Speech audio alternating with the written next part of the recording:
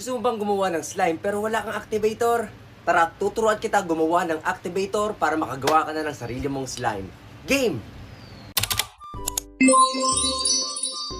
Ito na ang iba't ibang klaseng activator na pwede nyong gawin sa bahay ninyo. Naglagay ako dito ng asin, pwedeng rock salt yung buo-buo, o kaya naman iodized salt at lalagyan lang natin to ng tubig. Pwedeng mainit at pwede ring malamig at pwedeng katamtaman lang.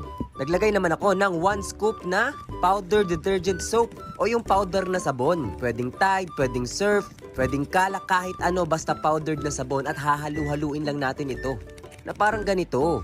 Ano ginagawa mo, Enzo? Tinuturuan ko po sila lolo na gumawa ng sarili nilang activator para makagawa na sila ng slime. Tapos na po ito. Ah, yan yung para mabuo yung slime, di ba?